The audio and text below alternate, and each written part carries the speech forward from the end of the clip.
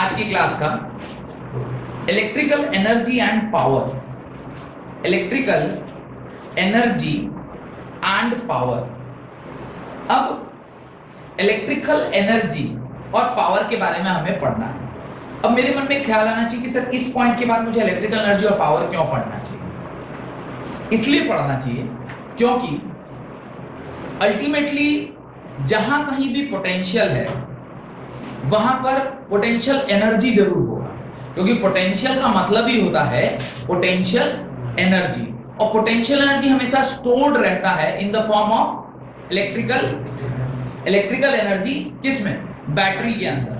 और बैटरी में अगर कुछ स्टोर्ड है एनर्जी तो अल्टीमेटली देखा जाए तो ओवरऑल वो किसके बराबर है? उस पर्टिकुलर सर्किट में जितना टोटल एनर्जी उसी के बराबर, क्योंकि अल्टीमेटली वही तो सोर्स ऑफ एनर्जी है और कांस्टेंट सोर्स ऑफ एनर्जी। अच्छा, जरूरी क्या always constant source of energy हो? ऐसा जरूरी नहीं है। There are two types of sources, एक होता है कांस्टेंट सोर्स, एक होता है वेरिएबल सोर्स। तो जो डीसी होता है वो कांस्टेंट सोर्स ऑफ एनर्जी होता है। जो डीसी सप्लाई जैसे बैटरी, सेल, ये सब डीसी सोर्स हैं, तो ये आपका कांस्टेंट सोर्स ऑफ एनर्जी है। लेकिन कुछ ऐसे भी होते हैं जो कांस्टेंट सोर्स नहीं होते, जो एसी सप्लाई है। हम लोग पढ़ेंगे जब एसी पावर पढ़ेंगे क्लास 12th में ही, शायद आपका 8वां या 9वां चैप्टर है जहां पे आप अल्टरनेटिंग करंट पढ़ते हैं, उसके अंदर एसी पावर का एक कॉन्सेप्ट पढ़ेंगे। वहां पे हम देखेंगे कि एक्चुअली आपको कितना पावर मिल रहा है फ्रॉम द सर्किट। ठीक है, तो वो सब कुछ पढ़ने के लिए पहले आज बेसिक बनेगा, तब ना फिर हम लोग तब जब भारी भारी चीजें पढ़नी होगी तो हम लोग पढ़ पाएंगे। लिखिए पहले डेफिनेशन, इलेक्ट्रिकल एनर्जी का डेफिनेशन लिखिए। Write the definition of electrical energy. Right, it is defined as the total work done W by the source of EMF V in maintaining the electrical current I in a given circuit for a specified time small t। एक छोटे से समय t period के लिए जब एक constant current I आप लगातार किसी सर्किट में फ्लो करवा रहे हैं, क्या कह रहा है वो? सपोज करिए एक कोई सर्किट है, इस पर्टिकुलर सर्किट के अंदर एक कांस्टेंट करंट I, एक करंट I फ्लो कर रहा है कंटिन्यूअसली। अगर वो करंट I फ्लो कर रहा है वहां पे तो वो कोई करवा रहा होगा, नहीं तो वो ऐसे कैसे फ्लो करेगा? तो अगर किसी रेजिस्टेंस के अक्रॉस किसी टाइम पीरियड t पे अगर कोई करंट I फ्लो कर रहा है तो कोई तो ऐसा सोर्स होगा जो लगातार उस पर क्या कर रहा होगा? काम कर रहा होगा। और वही वर्क डन उस पर्टिकुलर जो सर्किट है उसके अंदर किस प्रकार से स्टोर्ड होगा? इलेक्ट्रिकल एनर्जी के टर्म्स में स्टोर्ड होगा। तो आप देखिए क्या लिखा है, it is defined as the total work done W by the source of EMF V in maintaining the electrical circuit I in the given circuit for the specified period of time। अब चूंकि आपसे electrical energy का definition आप लिख लिए हैं, तो आपको इलेक्ट्रिकल एनर्जी को क्या लिखना है? डिफाइन करना होगा। उसका मतलब mathematical expression, electrical energy is equal to the work done, क्योंकि यही वो वर्क डन है जो कर रहा है ये सर्किट यानी ये बैटरी, ताकि ये कांस्टेंट करंट I उसके अंदर क्या कर रहा है? फ्लो कर रहा है। और work done is equal to VQ के बराबर। अब ये आप सोचिएगा कहां से आया? लास्ट क्लास में या जब आप पोटेंशियल पढ़े थे तो पोटेंशियल में आपने पढ़ा होगा work done per unit charge is equal to potential के बराबर। तो आप W लिखेंगे तो क्या लिखेंगे? VQ के बराबर लिखेंगे, नहीं लिखेंगे? तो आपने क्या लिख दिया? VQ लिख दिया।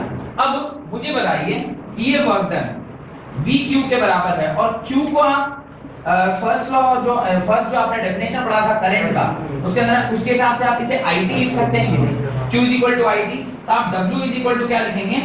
VIT।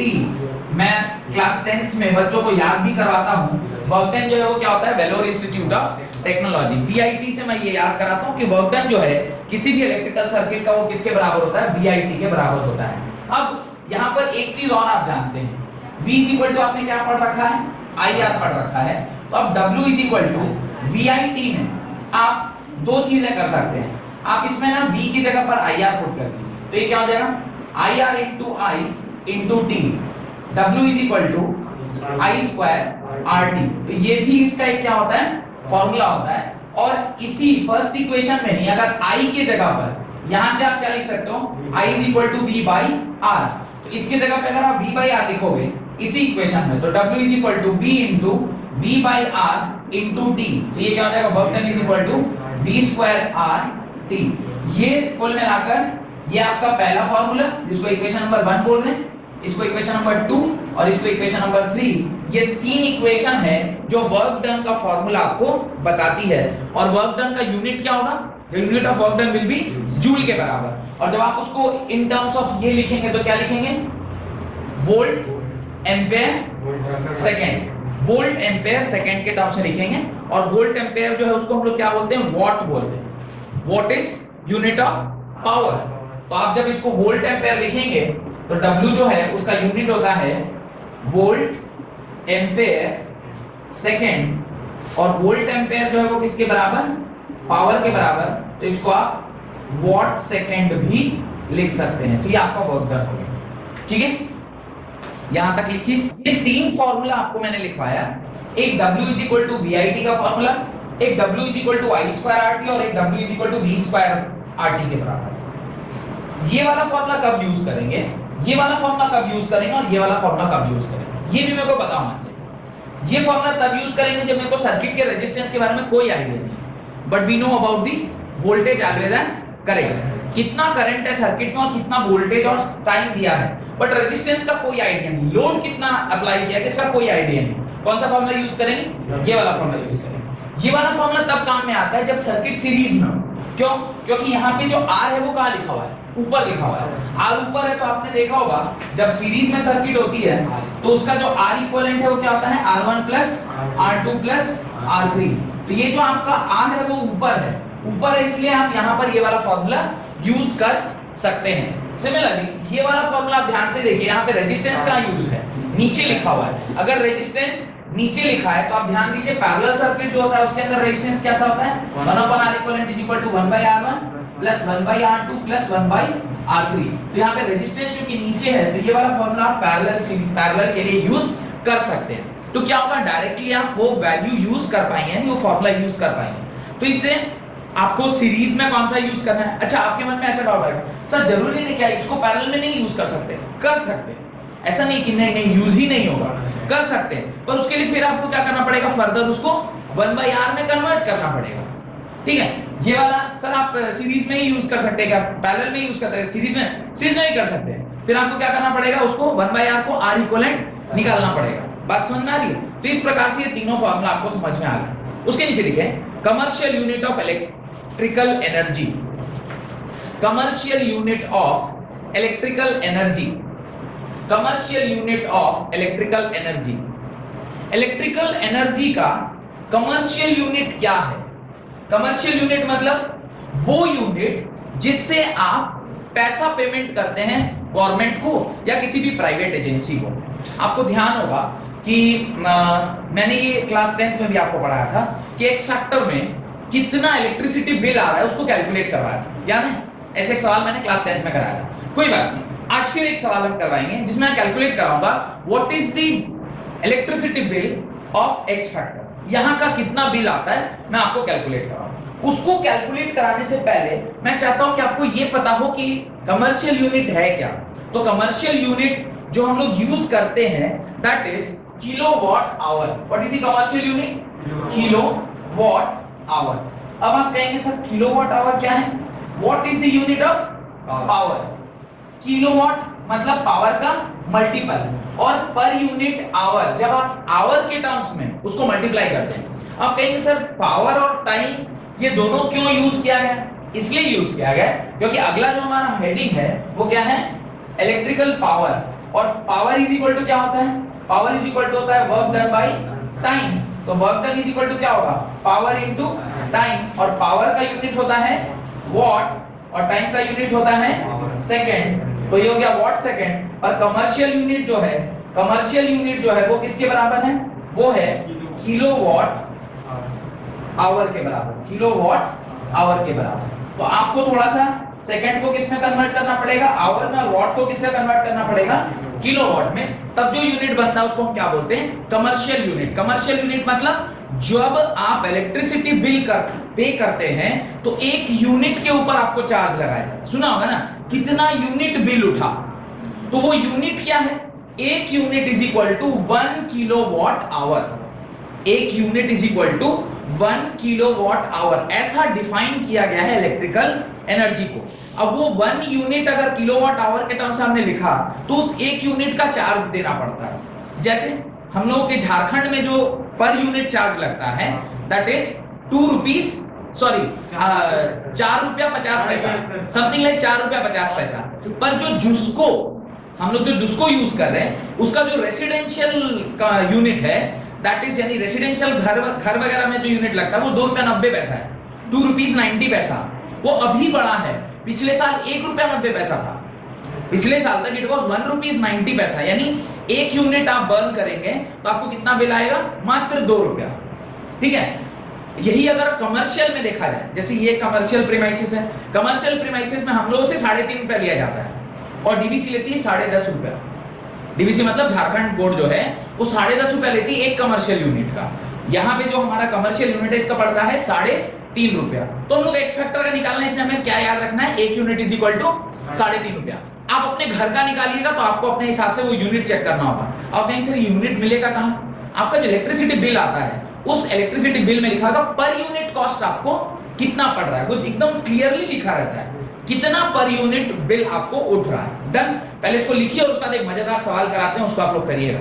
राइट, 1 किलोवाट आवर और 1 unit of electrical energy, 1 kilowatt our और 1 unit of electrical energy is the amount of energy dissipated, is the amount of energy dissipated in 1 hour in a circuit. 1 kilowatt hour or 1 unit of electrical energy is the amount of energy dissipated in 1 hour in a circuit when the electric power in the circuit is 1 kilowatt. Electrical power in a circuit is 1 kilowatt. 1 kilowatt के बराबर होता है। उसके नीचे लिखिए 1 kilowatt is equal to 1 kilowatt hour is equal to 3.6 into 10⁻⁶ joule. 1 kilowatt hour is equal to 1 kilowatt hour is equal to 1 kilowatt hour is equal to 3.6 into 10⁻⁶ joule. तो एक conversion आपको ध्यान रखना है। What is the conversion? Conversion is 1 kilowatt hour is equal to 3.6 into 10⁻⁶ joule. ऐसा नहीं कि इसको हम लोग निकाल नहीं सकते, चाहे तो आप निकाल भी सकते हैं, आप इसकी वैल्यूज को तुरंत से निकाल लेंगे, कोई बहुत बड़ी बात नहीं। डन, हेडिंग डालें इलेक्ट्रिकल पावर, हेडिंग डालें इलेक्ट्रिकल पावर। इलेक्ट्रिकल पावर के कॉन्सेप्ट के बाद ही मैं आपको वो करवाता हूं, सवाल करवाता हूं। Right, electrical power, power is equal to क्या? Work done by time. यही डेफिनेशन है पावर का। लिखिए it is defined as the rate of electrical energy supplied, it is defined as the rate of electrical energy supplied, the rate of electrical energy supplied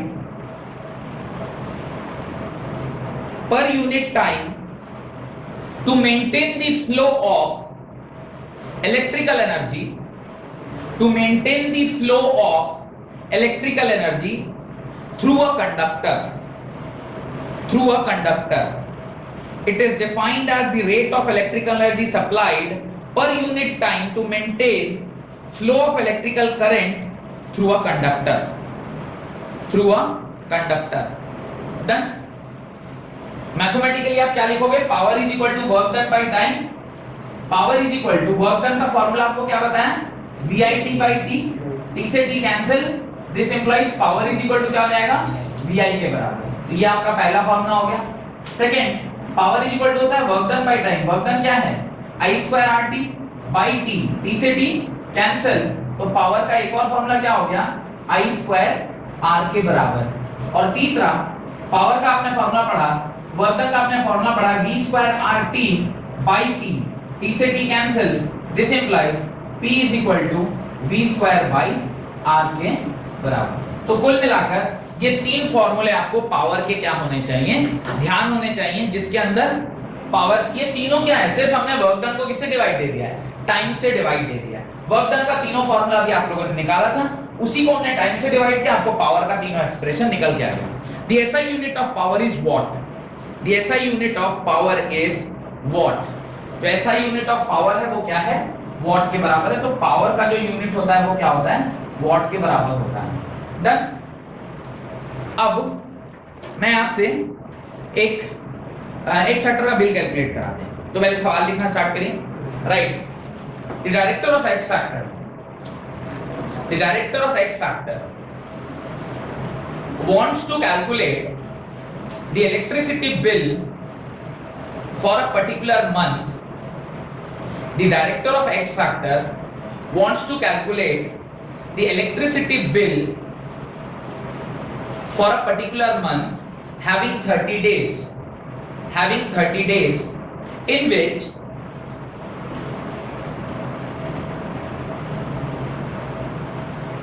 point number 1 लिखिए, 10 fans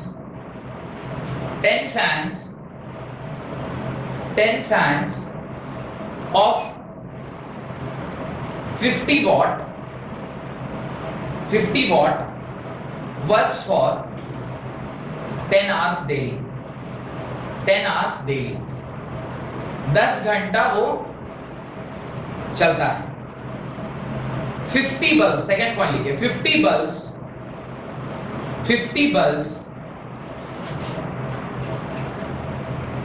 of 15 watt, 50 bulbs of 15 watt works for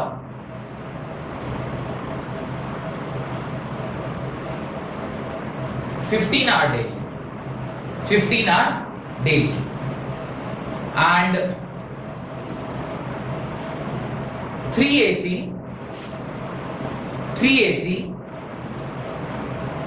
of 700 watt works for 5 hour daily, done. और तो कोई appliances नहीं दिख रहा आपको यहाँ पे, इतने ही अप्लायंसेस लग रहे हैं, और जो छोटा मोटा अप्लायंसेस होगा वो उसी में एडजस्ट हो जाएगा। ठीक है, calculate the bill, calculate the monthly bill if per unit cost of the electricity is 3.5 per unit. Calculate the monthly bill if the per month, what is that, per unit cost is 3.5 per unit, 3.5 रुपया per unit का आपको क्या लग रहा है? Cost लग रहा है। ठीक है, मैं सिर्फ पहला वाला पार्ट आपको करके दिखाता हूं, बाकी का पार्ट कोशिश करिएगा आप स्वयं से करने का।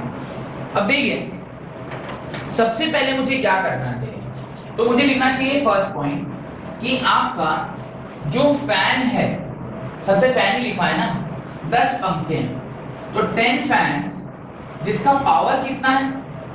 50 वाट है। 50 वाट की 40 वाट?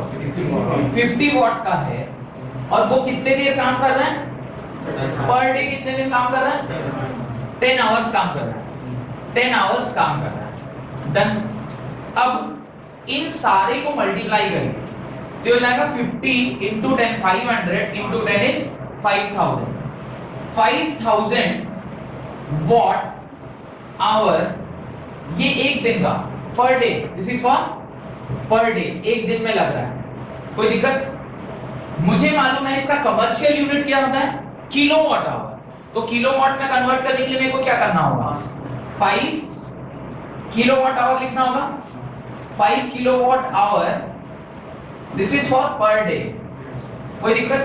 लेकिन मुझे इसको कितने दिन के लिए निकालना है? 30 दिन के लिए निकालना है। तो जब आप इसे 30 से मल्टीप्लाई करोगे तो आ जाएगा 150 kilowatt hour, 150 kilowatt hour.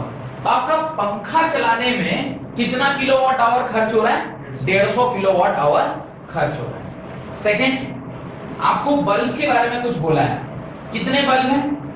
50 bulbs काम कर रहे हैं, इनटू 15 वाट के हैं, और प्रतिदिन इनका जो चलना है वो कितने घंटे के लिए है? 15 आवर्स के लिए चल रहा है। तो इसको जब आप कैलकुलेट करेंगे तो इसको जरा मल्टीप्लाई करिए। 450 आ रहा है क्या? 450 चेक करिए जरा। 15 into 15 होता है 225, और 225 का डबल इज 450, ये डबल, अच्छा 5 गुना है, डबल नहीं है।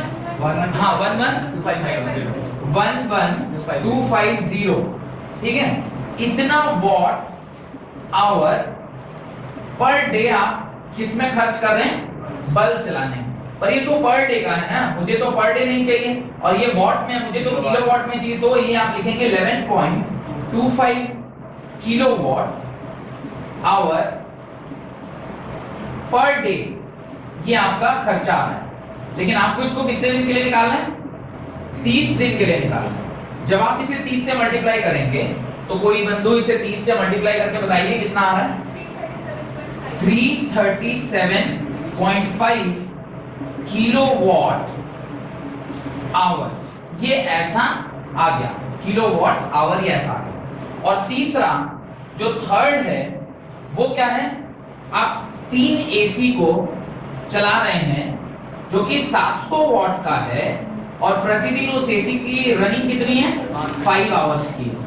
इसको जब आप मल्टीप्लाई करेंगे तो हो जाएगा 7 या 21, और 21 into 5 105, करेक्ट? 1050 यानी 10500। देखिए तो इतना आ रहा है, this much watt hour per day. तो अब इसको किलोवाट में बदलेंगे तो क्या होगा? 10.5 किलोवाट आवर पर डे। और जब इसको आप क्या करेंगे? 30 दिन के लिए निकालेंगे। थोड़ा सा यहां पर ना मैं एग्जैगरेट कर रहा हूं, क्योंकि 300 दिन तो हमारा इंस्टीट्यूट नहीं चलता, 26 दिन ही चलेगा। संडे तो छुट्टी रहती है, तो थोड़ा सा बिल को एडजस्ट कर देंगे, तो 4 दिन कम चलता है, तो जो बिल आएगा उसमें थोड़ा सा कम कर देंगे, ये थोड़ा सा कम बिल आएगा। अब ये इंटू 30 करिएगा, मेरे ख्याल से 31.5 आना चाहिए। 31.50 माने 300, ये आना चाहिए 315। देखिए तो जरा 315 आ रहा है, जाएगा 315 किलोवाट आवर। यहां तक किसी को कोई दिक्कत है?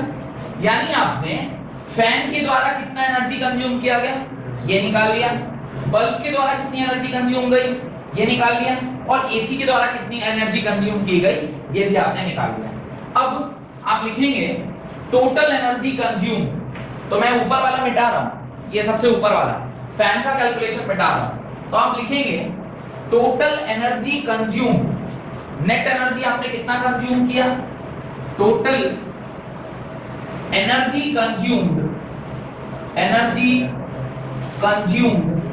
is equal to how much? 150 plus 337.5 plus 315। इसको जरा आप जोड़िए, कितना आ रहा है? कितना मैडम? 802.5 यूनिट। अब आपने कहा सर इसको यूनिट कर दिया, किलोवाट आवर, ये जो किलोवाट आवर है इसी को तो हमने 1 यूनिट माना है ना, तो इसको यूनिट में कन्वर्ट कर लिया। अब देखिए टोटल मंथली बिल कितना आया होगा? तो टोटल मंथली बिल कितना आया होगा? 802.5 यूनिट तो आपको यूनिट उठा, और पर यूनिट कॉस्ट कितना है? 3 रुपया 50 पैसा। मल्टीप्लाई करके बताइए कितना बिल आएगा? लगभग 3000 के आसपास का आना चाहिए। 208.75 ये आपका मंथली बिल एक्स फैक्टर का आना चाहिए। और एग्जैक्ट मैं आपको बताऊं, मैं 2250 से 2300 का बिल हर महीने पेमेंट करता हूं। क्यों? क्योंकि मैंने कहा ना कि मैंने ये कैलकुलेशन कितने पर कर रखा है? 30 दिन पर 300 दिन तो हमारा इंस्टीट्यूट नहीं चलता है, 30 दिन तो नहीं चल रहा है, 26 दिन चल रहा है, और कभी कभार बीच में एक आध दिन छुट्टी भी हो गया, तो आप मान के चलिए 22 से 23 दिन ही इंस्टीट्यूट काम करता है। 23 दिन में मेरा बिल लगभग 2200 2250 के आसपास, 2000 से 2200 के बीच में रहता है गर्मी के दिनों में, और ठंड के दिनों में ये 800 से 1000 रुपए के आसपास। क्या खत्म हो जाएगा? ये एसी वाला कंपोनेंट खत्म हो जाएगा। ये वाला जैसे कंपोनेंट खत्म हुआ तो ये कहां चला गया? ये आ गया 450, और 450 को 3 गुना करिएगा तो कितना होगा? 1500 के आसपास, ऑलमोस्ट 1500 के आसपास आएगा। तो 1500 के आसपास का बिल, 1000 से 1200 1300 मेरा बिल ठंड में आता है, और गर्मी में मेरा बिल 2200 के अराउंड आता है। एग्जैक्ट आपने सही कैलकुलेट किया। अब आगे ये छाप लिया पूरा, मतलब ये उतार लिख लिया पूरा। अब आगे लिखिए question. Now the director of x factor wants to install, now the director of X Factor wants to install 3 more ACs in other classrooms, 3 more ACs in the other classroom having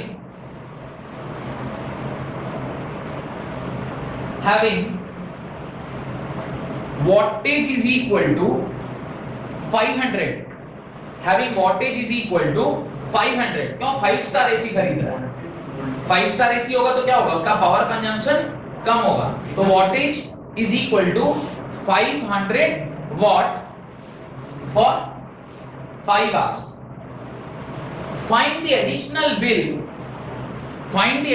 bill the director has to pay to the electricity department। Find the additional bill the director has to pay for the to the electrical department। तो कह रहा है कि अगर एक 3 और नई AC install की जाए जिसकी पावर कंजम्पशन कितनी है, 500 वॉट की है, क्योंकि थोड़ा महंगा खरीदने का सोच रहा है, 5 स्टार वाला खरीदेगा, तो बताइए एक्स्ट्रा कितना बिल उसको देना पड़ेगा। तो पहले एक्स्ट्रा बिल निकालने के लिए तो पहले आपको क्या निकालना होगा कि कितना कंजम्पशन हो रहा है। तो 3 एसी पर 500 into 5, तो बस इसको चेंज कर दीजिए, 500 कर दीजिए, करके बताइए कितना आ रहा है, ये कितना आ रहा है, what is this value coming. आप यहाँ 3 एसी into 500 into 5 कर देंगे, 7500। 30 दिन का बाद आ रहा है 225, 30 दिन के बाद 225। तो एडिशनल जो 225 है, अब आप 225 का, तो जो सेकंड बीट में मैंने पूछा है वो एडिशनल यूनिट कितना आ रहा है, एडिशनल यूनिट आ रहा है 225 यूनिट। 225 यूनिट के करस्पॉन्डिंगली जो चार्ज लगेगा वो कितना लगेगा, 225 into 3.5, इसको मल्टीप्लाई करिए,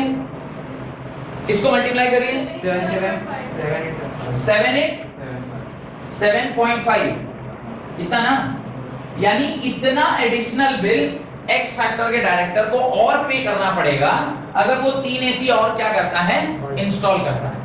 ये तो वो आसानी से पे कर देगा, पर वो जो नहीं पे कर पा रहा है वो क्या है, उस 3 एसी का कॉस्ट, जो नया 3 एसी लेना है उसका कॉस्ट ही नहीं पे कर रहा है, ये वो कर देगा। ठीक है, अभी नहीं कर पा रहा, हो सकता है कहीं आगे चल के कर ले। नहीं, वो आपको ये समझ में आया कि किस प्रकार से किसी भी यूनिट का आप क्या कर सकते हैं, बिल कैलकुलेट कर सकते हैं। अगर आपको आपके घर का बिल कैलकुलेट करना, can you do that? Yes, आराम से। क्या करना होगा, आपको 2 इंफॉर्मेशन चाहिए। पहला इंफॉर्मेशन कितना आइटम लगा हुआ है, दूसरा इंफॉर्मेशन जो आइटम लगा है वो कितने वॉट का है। बल्ब वगैरह आप जानते हैं ना, 9 वाट, 12 वाट, 18 वाट, कितने वाट का है और उसको कितने देर चलाया जा रहा है।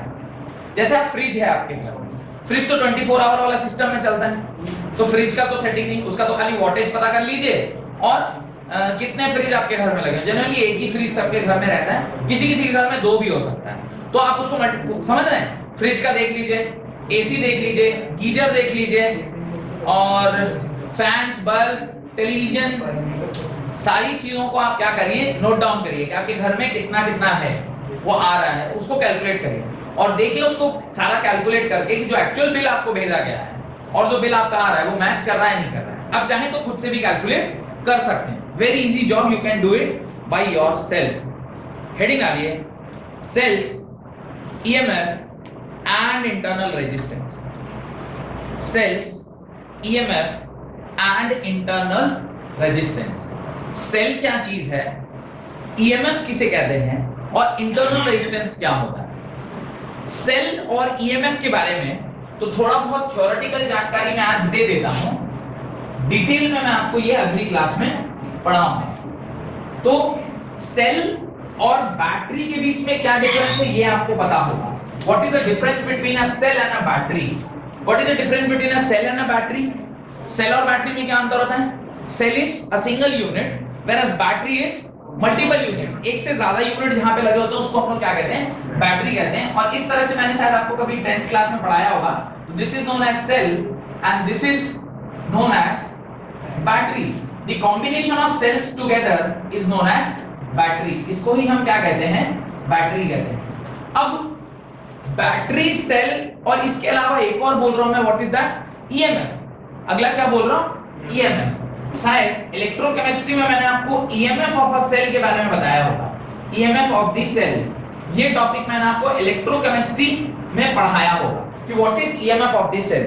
वहां मैंने आपसे कहा होगा सेल का ईएमएफ क्या होता है, जब सेल अनयूज्ड पड़ा हुआ है बाजार में, या फिर आप उसको खरीद के ले आए और आप उसको यूज नहीं कर रहे, सेल एज इट इज सिर्फ लेके आ गए, current is not flowing through the circuit, आप उस पर्टिकुलर सेल से करंट एक्सट्रैक्ट नहीं कर रहे, सिर्फ उस बैटरी को आप घर लेकर आ गए, तो वो क्या कहलाता है, उसके अक्रॉस जो पोटेंशियल डिफरेंस है उसको क्या बोलते हैं, ईएमएफ बोलते हैं। When that same battery is connected through a circuit और फिर वो किसी लोड के अक्रॉस जो पोटेंशियल डिफरेंस दे रहा है, that is called as potential difference.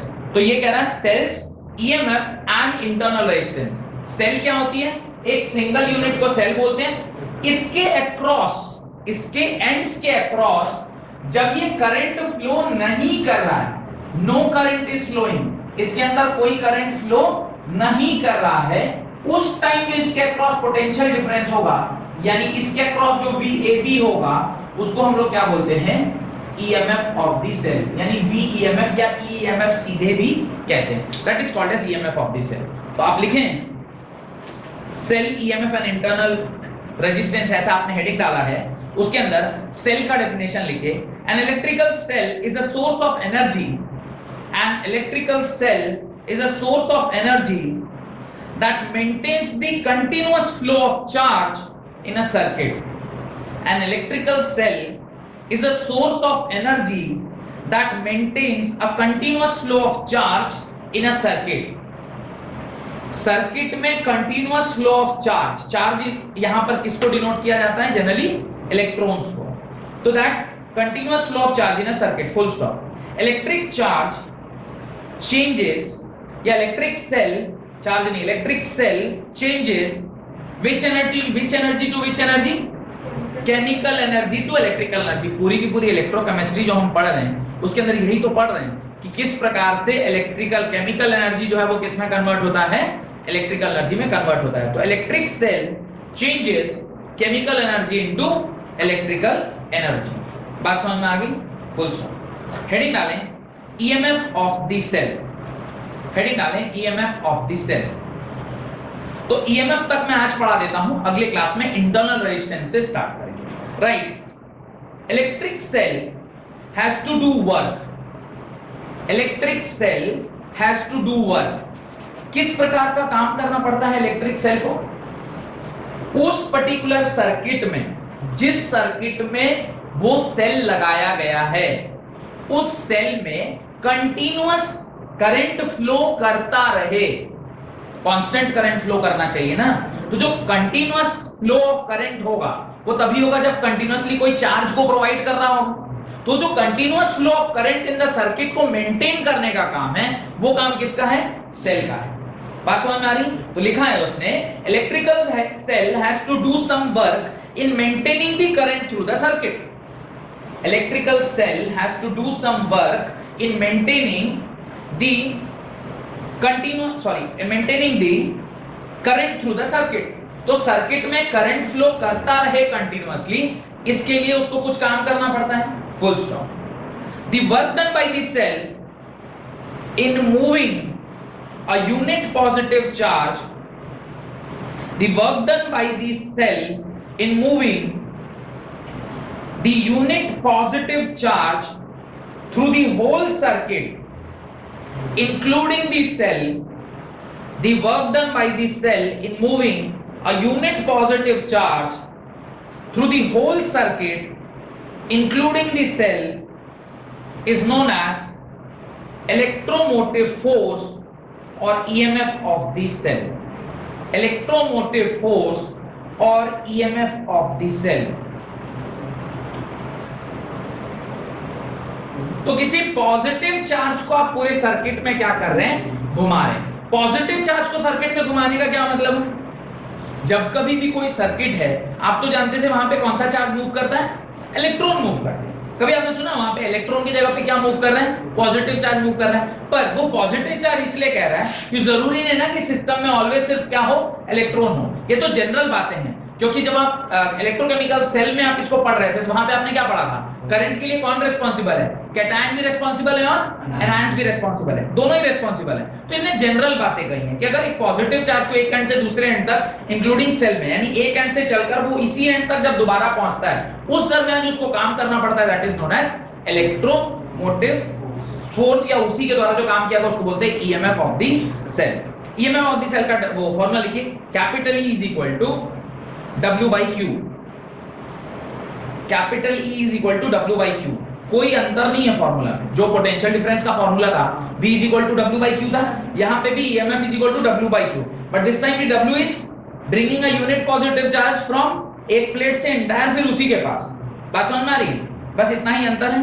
और यूनिट इसका भी क्या होता है, वोल्ट होता है। ऐसा unit of EMF of the cell is volt, और वोल्ट का मतलब क्या होता है, joule per second, joule per coulomb, joule per coulomb, right. Unit of EMF of the cell is volt या joule per coulomb.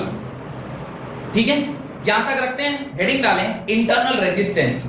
Internal resistance का जो concept है वो सेल से ही जुड़ा हुआ है, जहां सेल वहीं इंटरनल रेजिस्टेंस। अगले क्लास में हम लोग सेल के अंदर जो रेजिस्टेंस है, सेल है तो सेल के अंदर भी चीजें मूव कर रही हैं, और उसमें जो रेजिस्टेंस ऑफर किया जा रहा है that is only internal resistance. तो उसके बारे में हम लोग अगली क्लास में पढ़ेंगे। बहुत बहुत धन्यवाद आज की क्लास